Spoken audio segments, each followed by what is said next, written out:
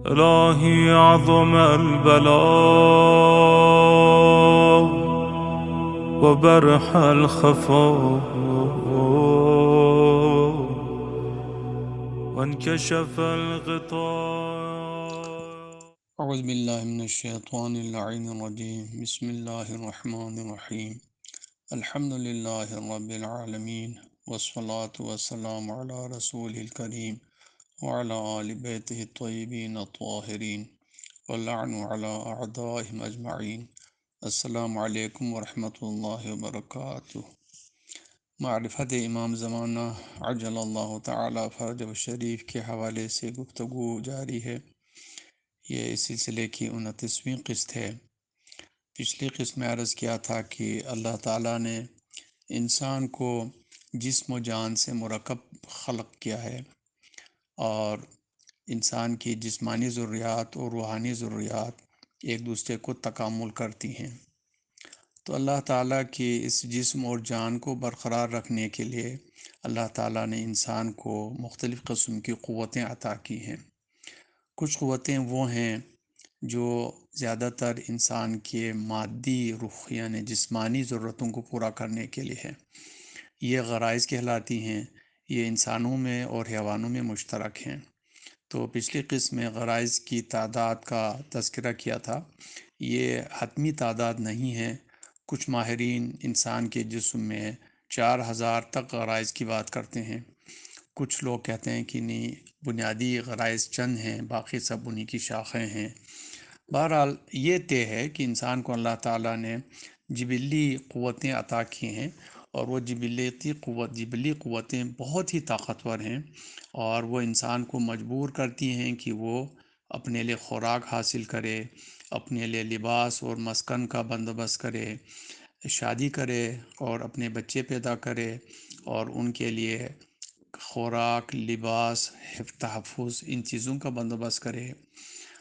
ورنہ اگر انسان کے اندر اللہ تعالیٰ نے یہ مضبوط غرائز بلڈ ان کر کے نہیں رکھا ہوتا تو انسان کے لیے ایک دن تو کیا، ایک لمحہ بھی اس دنیا میں اپنے آپ کو زندہ رکھنا ممکن نہ ہوتا. تو یہ اللہ تعالیٰ کی انسان کے اوپر بہت بڑی رحمت ہے، بڑی مہربانی ہے کہ اس نے جسم و جان کی حفاظت کے لیے قوتیں عطا کی. اس کے ساتھ ساتھ عرض کیا تھا کہ کچھ قوتیں ایسی ہیں، بلکہ یہ کچھ قوتیں نہیں، رجحانات ہیں. یہ غرائز قوتیں ہیں کیونکہ وہ اپنی جگہ انسان کو مجبور کرتی ہیں کہ انسان ایکشن لے لے، کام کرے. لیکن کچھ رجحانات ہیں جو صرف انسان میں پائی جاتی ہیں. حیوانات میں یہ رجحانات پائی نہیں جاتی ہیں. اگر پائی جاتی بھی ہوں تو اتنی مرموز ہوں گی کہ انسان ان کو ڈیٹیکٹ نہیں کر سکتا. تو انسان کے اندر جو رجحانات ہیں وہ مرتضیٰ مطہری شہید نے اپنی کتاب فطرت میں ان کے پر تفصیل سے گفتگو کی ہے اور وہ فرماتے ہیں کہ میرے نزدیک 5 بنیادی فطرتیں ہیں جو انسان سے مخصوص ہیں. پہلی فطرت کا نام ہے حقیقت کی تلاش. یعنی انسان حقیقت جو ہوتا ہے، یعنی انسان علم اور حکمت کو پسند کرتا ہے، جاننے کو پسند کرتا ہے، حقائق اشیاء کو سمجھنے کو پسند کرتا ہے. اور دوسری فطرت انسان میں ہے نیکی و فضیلت کی طرف رجحان. یعنی انسان کمال پسند ہے، انسان کو کمال اچھا لگتا ہے اور ہر اس چیز کی طرف جاتا ہے، ہر اس چیز کی طرف اس کا میلان ہوتا ہے جو انسان کو فضیلت بخشنے والی ہوتی ہیں، اور ان چیزوں سے اس کو نفرت ہوتی ہے جو اس کے انسان کے لیے عیب کا باعث بن سکتی ہیں. تو جیسا کہ انسان سچائی کو پسند کرتا ہے، عدالت کو پسند کرتا ہے، ہمدردی کو پسند کرتا ہے وغیرہ، تو یہ جو اخلاقی اصول ہیں وہ در حقیقت انسان کے اسی میلان کی وجہ سے ہی ہیں. تیسری فطری صلاحیت کا نام ہے حسن و جمال کی طرف انسان کا رجحان. انسان فطری طور سے خوبصورت چیزوں کی طرف ایک اٹریکشن رکھتا ہے. ایک خوبصورت پھول، خوبصورت بہار کا موسم، پانی کا ایک خوبصورت منظر، پرندوں کی چہچہاہٹ، اور جو بھی جس چیز کو انسان حسین سمجھتا ہے ان کی طرف اس کا دل کھنچتا ہے. یہ وہ ماں کے پیٹ سے لے کے ہی حاصل آتا ہے. وہ کسی اسکول میں، کسی یونیورسٹی میں ان چیزوں کو نہیں سیکھتا. تو حسن و جمال کی طرف اس کا جو اٹریکشن ہے وہ بھی فطری ہے. اس کے علاوہ انسان میں جو چوتھی فطری خصوصیت ہے وہ تخلیق اور ایجاد کا رجحان ہے، یعنی انسان چاہتا ہے کہ اپنی ضرورتوں کو پورا کرنے کے لیے صرف ایک بیسک جو چیزیں ہیں انہی پر سیٹسفائی نہ ہو، بلکہ ان میں نت نئے ایجادات کر کے ان کے اندر رنگا رنگی پیدا کرے اور ان کو خوبصورت بنائے۔ یعنی فطری طور سے جو دنیا موجود ہے وہ صرف اسی کے اوپر اکتفا نہیں کرتا، بلکہ وہ اپنی سوچ سے ایک نئی دنیا بنا لیتا ہے۔ مثال کے طور پہ فطری طور سے جانوروں کے جو مسکن ہیں وہ یا غار ہیں، یا کچھ پرندے اپنے لیے کچھ گھونسلے بناتے ہیں۔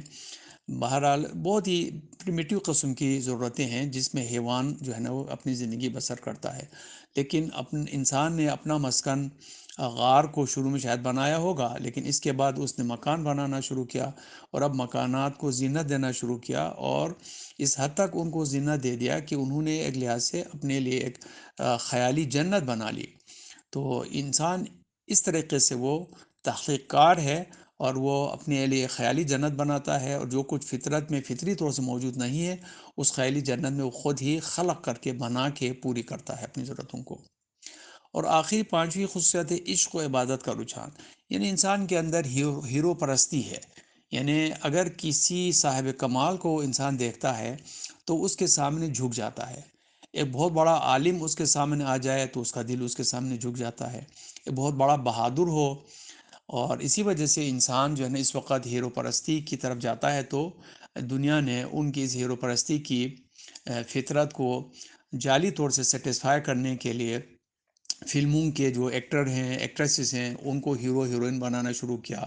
یہ کھیلوں میں جنہوں نے کوئی اچھی کارکردگی دکھائی ان کو ہیرو بنا کے پیش کرتے ہیں۔ یہ سب حقیقت میں انسان کے حقیقی اس جو ہیرو پرستی کے اندر جو پرستش کا جو جذبہ ہے اس کو صحیح غذا نہیں دینا ہے۔ اگر انسان اپنی اس ہیرو پرستی کو صحیح رخ دے تو یقیناً خدا کی طرف جائے گا۔ تو انسان کے اندر حقیقت کی تلاش، نیکی و فضلت کی طرف رجحان، حسن و جمال کی طرف رجحان، تخلیق و ایجاد کی طرف رجحان، اور ہیرو پرستی کے یہ جو رجحانات ہیں یہ در حقیقت انسان کو خدا پرست بناتے ہیں۔ لیکن یہ فطری صلاحیتیں دوسری غریزی حیوانی غریزی صلاحیتوں کے مقابلے میں اتنی طاقتور نہیں ہیں۔ یہ رجحانات ہوتی ہیں، ابتدا میں کمزور ہوتی ہیں، انسان کو ان کو پروان چڑھانا پڑتا ہے۔ اسی لیے جو لوگ اچھے ماحول میں، اچھے گھرانوں میں، جہاں پر تہذیب، ثقافت، اخلاقیات ان چیزوں کو اہمیت دیتے ہوں، ان گھرانوں میں جو پیدا ہوتے ہیں تو وہ کافی حد تک بااخلاق ہوتے ہیں اور اچھی انسانی صفات سے مزین متصف ہوتے ہیں۔ لیکن جو لوگ بری صحبتوں میں زندگی گزارتے ہیں تو وہ پھر اسی طرح سے برے انسانی اخلاق سے اپنے آپ کو متصف پاتے ہیں۔ تو گویا اللہ تعالیٰ نے انسان کی روح کو بلند کرنے کے لیے بھی فطری صلاحیتیں، فطری رجحانات انسان کی جو ہے نا روح کے اندر رکھا ہے، اور اپنے جسم کو برقرار رکھنے کے لیے بھی غریزے کی شکل میں انسان کے لیے قوتیں انسان نے اللہ تعالیٰ نے عطا کی ہیں۔ تو انسان کے لیے خدا کا گویا پروگرام یوں لگتا ہے کہ اللہ تعالیٰ چاہتا ہے کہ انسان نہ تو روح کی پرورش کے لیے جسم کی قربانی دے، اور نہ جسم کی پرورش کے لیے یا تن پروری کے لیے روح کی قربانی دے، بلکہ انسان کو چاہیے کہ وہ اپنی روحانی ضرورتوں کا جس طرح سے خیال رکھے ویسے ہی اپنی جسمانی ضرورتوں کا بھی خیال رکھے۔ تو بقدر ضرورت اپنی جسمانی ضرورتوں کا خیال رکھنا انسان کے لیے نہ صرف ایک مستحسن نہیں ہے بلکہ واجب ہے۔ یعنی انسان کے لیے لازم ہے کہ وہ اپنے لیے ضرورت کے مطابق غذا حاصل کرے، جس سے اس کا جسم صحت مند رہے، نہ اتنا کم ہو کہ وہ کمزور پڑتا رہے، نہ اتنا زیادہ ہو کہ وہ بد ہضمی کا شکار ہو کہ بیمار ہو جائے۔ لیکن مناسب غذا کی تلاش کرنا اور حلال طریقے سے اس کو فراہم کرنا یہ انسان کے پر واجب ہے۔ اسی طرح سے اس کے اوپر جو ڈیپینڈنٹ ہیں، یعنی اگر اس نے شادی کی ہے تو بیوی بچے، اور یا اگر والدین بوڑھے والدین ہیں یا کوئی اور رشتہ دار یا کوئی اور عزیز یا مسکین فقیر جو اس کے اڑوس پڑوس میں ہوں، ان کی کفالت اس کے ذمہ ہے، تو ان سب کے لیے خوراک کا بندوبست کرنا اور باقی تمام مادی جو ہے نا لوازم کا بندوبست کرنا انسان کے پر واجب ہے، لازم ہے، یہ اس کو کرنا پڑتا ہے۔ تو اسی طرح سے جس طرح سے اس کو انسان کو اپنے جسم کی ضرورتوں کا خیال رکھنا پڑتا ہے، اس کو اپنی روحانی چیزوں کا بھی خیال کرنا پڑتا ہے۔ تو گویا اسلام کے پروگرام میں انسان کو تکامل اور کامیابی کے لیے لے جانے کے لیے جو پروگرام ہے وہ یہ لگتا ہے کہ نمبر ایک، انسان جسم و جان دونوں سے مل کر بنا ہے، اس لیے انسان کے لیے لازمی ہے کہ وہ اپنے جسم کی حفاظت، جسم کی صحت مندی کا بھی خیال رکھیں اور جان اور روح کی صحت مندی کا بھی خیال رکھیں۔ صحت مند رہنے کے لیے دونوں کو خوراک کی ضرورت ہوگی، تو پہلے تلاش کرے کہ جسم کے لیے صحت مند خوراک کیا ہے اور کس مقدار میں لازمی ہے، ان کو مہیا کرتا رہے۔ اسی طرح سے وہ یہ بھی دیکھ لے کہ روح کو زندہ رہنے کے لیے، صحت مند رہنے کے لیے کس قسم کی خوراک کی ضرورت ہے، ان کو تلاش کرے، ان کو پہچان لے اور اس کے بعد روح کو اس کے مطابق خوراک فراہم کرتا رہے۔ اسی طرح سے ان دونوں کو بیماری بھی لگ سکتی ہے۔ جسم کی بیماری ڈاکٹر، طبیب معلوم کر لیتے ہیں کہ بیماری کیا ہے، اس کے بنیادی کازز کیا ہیں، وجوہات کیا ہیں جس کی وجہ سے بیماری لگی، اور اس کے بعد اس کا علاج کیا جاتا ہے۔ تو اسی طرح سے روح کو بھی بیماریاں ہوتی ہیں، تو روح کی بیماریاں عام طبیب جو ہے نا معلوم نہیں کر سکتا، اس کے لیے پھر روحانی علاج کے ماہرین کی ضرورت ہوتی ہے، علم اخلاق کے ماہرین کی ضرورت ہوتی ہے، علماء کی ضرورت ہوتی ہے، صلحاء کی ضرورت ہوتی ہے، ان سے جا کے تشخیص کرا لے کہ اس کے جسم کو، اس کی روح کو کیا بیماریاں لاحق ہیں اور ان کا علاج کیا ہے۔ تو یہ بھی ضروری ہے کہ جسم اور روح دونوں کو لگنے والے بیماریوں کا بھی وہ پتہ کرائے، جہاں تک خود پتہ کر سکتا ہے خود پتہ کرے، جہاں اس کو ماہرین کی ضرورت ہے ماہرین کے پاس جا کے اپنی جسمانی اور روحانی دونوں قسم کی بیماریوں کا معلوم کر لے اور ان کا خاطر خواہ علاج کرے۔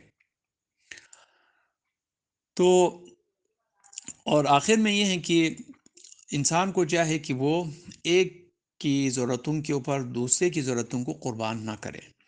اگر انسان بہت زیادہ روحانی جنبے کو تقویت دینے کے لیے کوشش کرے اور اس کوشش میں وہ اپنے جسم کو کمزور چھوڑ دے، یعنی جسم کے لیے مناسب غذا کا اہتمام نہ کرے، جسم کی بیماریوں کا مناسب وقت پہ علاج نہ کرے، تو نتیجہ یہ ہوگا کہ اس کا جسم کمزور ہو جائے گا۔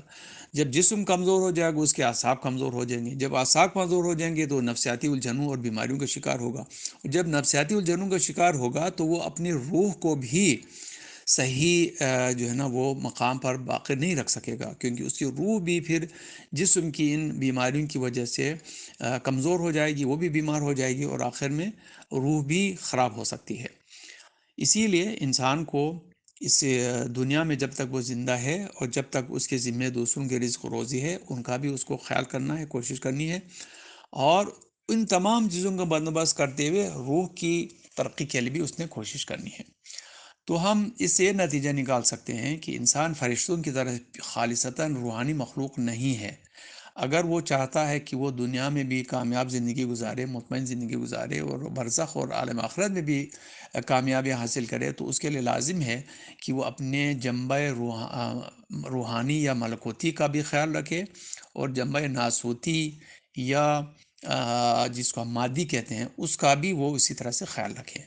یعنی انسان کو جس طرح سے اللہ تعالیٰ نے خلق کیا ہے، جسم اور روح کا مرکب، انسان کو چاہے کہ وہ ان دونوں کی ضرورتوں کا برابر خیال رکھے، تب جا کے وہ ایک بیلنسڈ، صحت مند اور اچھا انسان ثابت ہوگا، کامیاب انسان ثابت ہوگا دنیا میں بھی اور آخرت میں بھی۔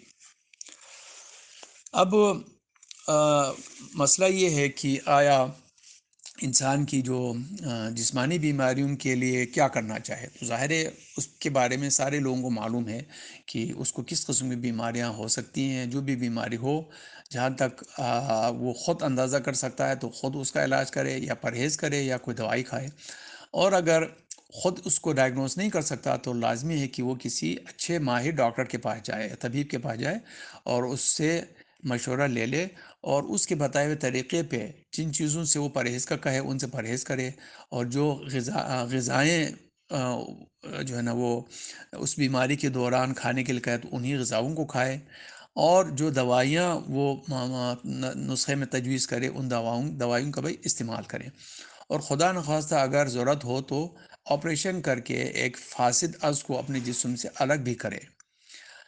تو نہ تو دوائیں کھانا اس کے لیے جو ہے نا وہ ہمیشہ خوشگوار ہوتا ہے، نہ انجیکشن لگوانا، نہ آپریشن کروانا، لیکن ایک بڑے مقصد کے حاصل کرنے کے لیے جو جسم کی صحت ہے اس کو چھوٹے نقصانات کو برداشت کرنا پڑتا ہے، کیونکہ دنیا میں ہمیشہ گیو اینڈ ٹیکس ہوتا رہتا ہے۔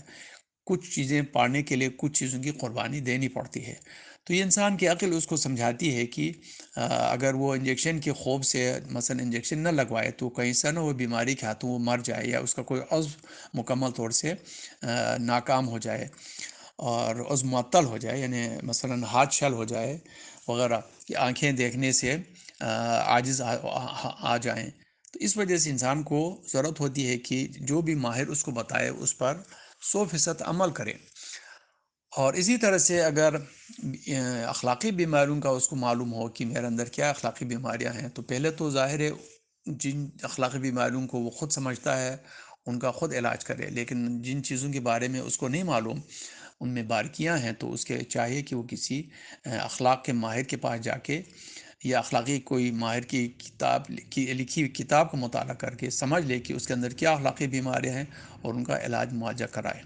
اور علاج معالجے میں ظاہر ہے جسم کے لیے جس قسم کا علاج معالجہ ہے وہی روح کے علاج کے لیے بھی ہو سکتا ہے۔ پہلی بات کیا ہے؟ معلوم کرنا کہ بیماری کیا ہے۔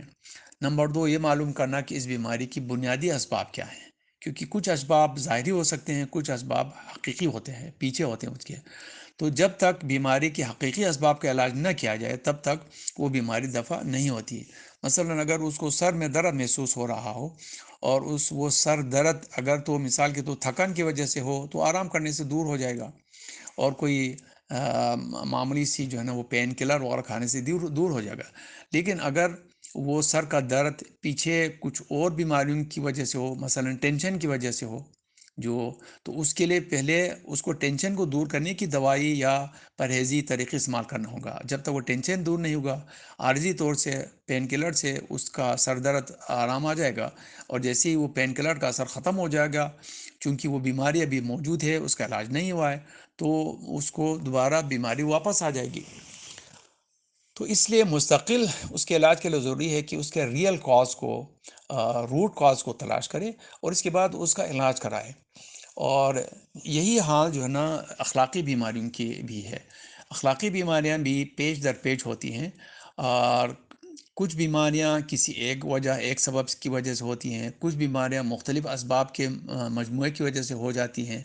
تو اس لیے ضروری ہے کہ ہم کسی اخلاق کے ماہر کی یا تو کتاب پڑھیں یا اخلاقی ماہر سے لیکچر لے لیں، سنیں، اور اس طرح سے ہم اس کا اپنی ان اخلاقی بیماریوں کا علاج کروائیں۔ تو جب تک ہم یہ نہیں کریں گے تب تک ہم نہ تو جسمانی طور سے صحت مند رہ سکتے ہیں، نہ ہی اخلاقی طور سے صحت مند رہ سکتے ہیں۔ تو اس لیے علم اخلاق کی کسی کتاب کا باقاعدہ طور سے پڑھنا ہمارے لیے بہت زیادہ لازمی ہے، تاکہ ہم بنیادی طور سے ان اخلاقی بیماریوں کے بارے میں تجزیہ کر سکیں، سمجھ سکیں۔ وجہ یہ ہے کہ اس وقت علم اخلاق کے ماہرین، عملی ماہرین ہر ایک کے دسترس میں نہیں ہیں۔ حوزات علمیہ میں الحمدللہ بہت ہی اچھے اساتذہ موجود ہیں، نہ صرف اخلاق ہے بلکہ اخلاق سے بھی آگے عرفان کے ماہرین ہیں۔ تو ایسے حضرات جو حوزہ علم نجف، حوزہ علم قوم اور مشہد وغیرہ میں پڑھ رہے ہیں، ان کو اس قسم کی ماہرین کی رہنمائی عملاً حاصل ہوتی ہے۔ لیکن جو لوگ وہاں نہیں ہیں، پاکستان میں ہیں، تو اگر آپ کے اپنے پہنچ میں کوئی اس قسم کا ماہر اخلاق ہو تو لازماً اس سے تمسک جو لینا ضروری ہے، اور ان سے ہدایت لینا ضروری ہے، اس کی رہنمائی لینا ضروری ہے۔ لیکن اگر موجود نہ ہو تو دوسرا کام یہ ہو سکتا ہے کہ جس طرح سے شیخ صدوق نے ایک کتاب لکھی تھی، من لا یحضر الفقیہ، جس کے پاس فقیہ نہ ہو، یعنی انہوں نے فقہ کے لیے کتاب لکھی تھی جس میں تقریباً 7,500 احادیث کے ذریعے سے اس نے تمام فقہی ابواب میں احادیث کے ذریعے سے بتایا تھا کہ جس کے پاس فقیہ نہ ہو وہ اس کتاب کو پڑھ کے اپنی فقہی ضرورتوں کو پوری کر سکتا ہے۔ تو اسی طرح سے ہمیں چاہے کہ ہم اخلاق کے کسی ماہر کی لکھی ہوئی 1 یا 2 کتاب کا مطالعہ کریں اور اس کو انتہائی دقت سے پڑھیں، اور انہوں نے جو عملی طریقے اپنے اخلاق کو درست کرنے کے لیے بتایا ہے ان پر ہم سختی سے عمل کریں۔ تو اس سلسلے میں چند کتابیں ہیں۔ ایک کتاب تو پہلے بھی عرض کیا تھا، معراج السعادہ کا ترجمہ عروج السعادہ ہے۔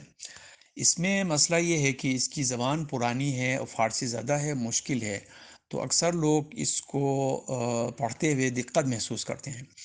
دوسری بات یہ کہ یہ ہے تو پریکٹیکل سی کتاب، لیکن کافی علمی انداز میں لکھی ہوئی ہے، تو اس کو علمی انداز سے پہلے سمجھنا ہوتا ہے، پھر اس کے بعد اس کو پریکٹس میں لانا ہوتا ہے۔ تو یہ کام ہر شخص کے ایک کے بس میں نہیں ہوتا، اس لیے کہ جب وہ علم اخلاق کی بیماریوں کے بارے میں وہ تجزیہ کرتا ہے تو انہوں نے بہت ہی ماہرانہ تجزیہ کیا ہے۔ تو انہوں نے مثلا یوں کیا ہے کہ جیسے شروع میں عرض کیا تھا کہ انسان کو اللہ تعالیٰ نے 4 قوتیں عطا کی ہیں: عقل، اور سوچنے کی قوت، اور غصہ کرنے کی قوت، اور چیزوں کو حاصل کرنے میں شہوت کی قوت۔ تو پھر انہوں نے بتا دیا ہے کہ ان میں سے ہر ایک کی بیماریاں کیا ہیں، اور صحت کے جو ہے نا وہ صحت کی علامتیں کیا ہیں، بیماریاں کیا، بیماری کی علامتیں کیا، وہ بیماریاں کیا ہیں۔ تو انہوں نے بتایا ہے کہ جی کچھ بیماریاں انسان کو جو اخلاقی لاحق ہوتی ہیں وہ قوۂ فکر کی وجہ سے ہوتی ہیں۔ پھر کہا کہ کچھ چیزیں خالصتاً قوۂ غضب یا غصے کی وجہ سے ہوتی ہیں، کچھ چیزیں مثلاً عقل کے کمزور ہونے کی وجہ سے انسان کو لاحق ہوتی ہیں، اور کچھ چیزیں شہوات میں کمی بیشی کی وجہ، افراط و تفریط کی وجہ سے پیدا ہوتی ہیں۔ لیکن پھر انہوں نے بتایا ہے کہ کئی بیماریاں، اخلاقی بیماریاں ایسی ہیں جو مثلاً قوت واہمہ اور غضب کے مجموعے سے ہوتا ہے اور پیدا ہوتی ہیں۔ کچھ بیماریاں ایسی ہیں جو تینوں قوتوں کی ڈیفیشنسی یا بے اعتدالی کی وجہ سے پیدا ہوتی ہیں۔ تو ان تمام کا صحیح طور سے تجزیہ کر کے سمجھ کے اس کے حساب سے اپنے لیے علاج وغیرہ تلاش کرنا ذرا مشکل ہو جاتا ہے۔ تو اس وجہ سے اگر کسی میں حوصلہ ہو تو یہ کتاب بہت اچھی ہے، اس کتاب کو پڑھ سکتے ہیں، سمجھ سکتے ہیں۔ اور اگر یہ کتاب پڑھنا مشکل ہو تو ابراہیم آیتی کی ایک کتاب ہے، وہ بھی بہت اچھی ہے۔ ان کی 2 کتابیں، ایک تو تربیت کے اوپر ہے، ایک اخلاق کے اوپر ہے۔ تو تزکیہ کے نام سے یہ کتاب اردو میں ترجمہ ہوا ہے، تزکیہ نفس کے نام سے ہے۔ تو اگر یہ کتاب پڑھیں، یہ مختصر ہے نسبتاً اور اچھی ہے، اور اس نے جدید لوگوں کی ضرورتوں کے حساب سے اس کے اندر اصطلاحات کو آسان کیا ہے، تو یہ کتاب بھی اچھی کتاب ہے۔ تو یہ 2 کتابیں سردست میرے ذہن میں ہیں، اور بھی کئی کتابیں ہیں، مثلا ایک کتاب ہے اخلاق عملی، یہ بہت اچھی کتاب ہے، اور اس کا بھی اردو ترجمہ ہوا ہے۔ مجھے ابھی ذہن میں اچھی طرح سے یاد نہیں ہے کہ اس کا اردو ترجمہ کس نام سے ہوا، لیکن میں نے دیکھا ہے۔ میرے اپنے پاس اس کی جو فارسی کتاب ہے، یہ بہت ہی اعلیٰ کتاب ہے۔ اگر کوئی اس کتاب حاصل کر سکیں اور اس کو اچھی طرح سے مطالعہ کریں تو وہ اپنے اخلاق کو درست کرنے کے لیے بہت کچھ کر سکتا ہے۔ بہرحال لب لباب یہ ہے کہ اس گفتگو کا کہ علم اخلاق ایک لحاظ سے انسان کے لیے بے اعتدالیوں سے بچنے کے لیے کنٹرول سکھانے کا نام ہے، اس لیے کہ علم اخلاق ایک بیلنس کا نام ہے۔ علم اخلاق یہ بتاتا ہے کہ انسان اپنے کاموں کو اگر صراط مستقیم پہ رکھے، بیلنس رکھے، تو وہ کامیاب رہتا ہے۔ اگر وہ کمی کی طرف جائے، جس کو کہتے ہیں تفریط، تب بھی نقصان میں ہوتا ہے۔ اگر وہ اوپر کی طرف لے جائیں، حد سے زیادہ اس کو بڑھا دیں، جس کو ہم افراط کہتے ہیں، تب بھی انسان کے لیے نقصان دہ ہیں۔ تو ہر مرحلے میں، ہر معاملے میں یہ معلوم کر لینا کہ کہاں پر افراط ہے، کہاں پر تفریط ہے، یہ انسان کے عقل کے بس میں نہیں ہے۔ یہی وجہ ہے اللہ تعالیٰ نے ہمیں صرف عقل دے کے اسی کے اوپر جو ہے نا ذمہ دار نہیں بنایا ہے، بلکہ عقل کی سپورٹ کے لیے، بلکہ عقل کی رہنمائی کے لیے اللہ تعالیٰ نے ہمیں انبیاء کرام، رسولان کرام اور اولیاء کرام کے ذریعے سے عملی نمونے بھی فراہم کیے ہیں، جنہوں نے خدا کے اس دین کے اوپر جو انسان کی اصلاح کے لیے، انسان کو صحیح راستے پر رکھ کر کامیابیاں حاصل کرنے کے لیے اللہ تعالیٰ نے نازل کیا تھا، ان کو انہوں نے 100% عملی کر کے ہمیں دکھایا ہے، معاشرے میں دکھایا ہے۔ اور الحمدللہ ہم شیعوں کے پاس تو 14 معصومین کی سیرت ہمارے پاس موجود ہے، جنہوں نے تقریباً 250 سال تک ہمیں معصومانہ زندگی گزار کے معصومانہ سیرت ہمارے حوالے کی ہے۔ تو ان کی زندگی کے جو طور طریقے ہیں وہی ہمارے لیے بہترین نمونے ہیں انسانیت کے متوازن راستے پر چلنے کے۔ تو اس لیے صرف اخلاق کو ہم اگر عقل اور انسانی فکر کی بنیادوں پہ سمجھنا چاہیں اور اخلاقی اصولوں کو حاصل کرنا چاہے، یہ دنیا میں کسی کو حاصل نہیں ہوا۔ آج کل بہت سارے لوگ یہی کہتے ہیں کہ ہمیں خدا کی ضرورت نہیں ہے، انسانی معاشرے کو اور اپنی زندگی کو بیلنس میں رکھنے کے لیے ہم اخلاق کے اوپر عمل کریں گے۔ لیکن ان کو یہ نہیں معلوم کہ اگر اخلاق میں سے دین، خدا اور ایمان کو نکال دیا جائے تو اخلاق اس کھوٹے سکے کی مانند ہو جائیں گے جن کے پیچھے کسی گورنمنٹ کی، کسی حکومت کی گارنٹی نہیں ہے۔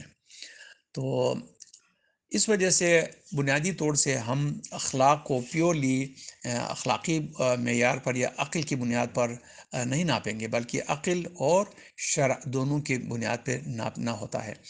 اس لیے ہمیں ضرورت پڑتی ہے کہ ہم علم اخلاق کو ان ہادیان دین سے سیکھیں جن کو اللہ تعالیٰ نے ہمارے لیے نمونۂ عمل بنا کے بھیجا ہے۔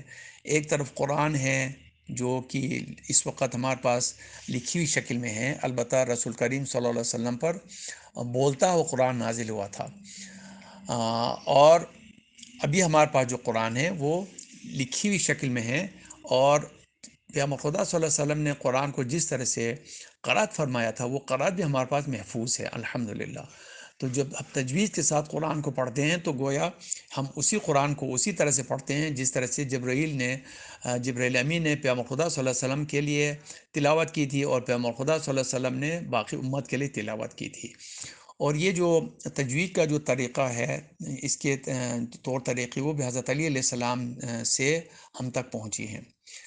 اس کے ساتھ ساتھ چونکہ قرآن کتاب کی شکل میں ہے اور یہ ایک لحاظ سے صامت ہے، اس کے مقابلے میں ایک عملی کتاب جیتا جاگتا قرآن وہ ائمہ کی شکل میں ہمیں حاصل ہے۔ تو ائمہ کی سیرت اور معصومین کی سیرت ہمارے لیے نمونہ عمل ہے، اس کے مطابق ہمیں اپنی زندگی گزارنی پڑتی ہے۔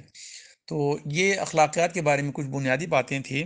انشاءاللہ اگلی قسم میں ہم کوشش کریں گے کہ پھر اخلاقیات پر عمل کرنے کے لیے ہمیں کہاں سے شروع کرنا ہوگا انشاءاللہ۔ والسلام علیکم ورحمۃ اللہ وبرکاتہ۔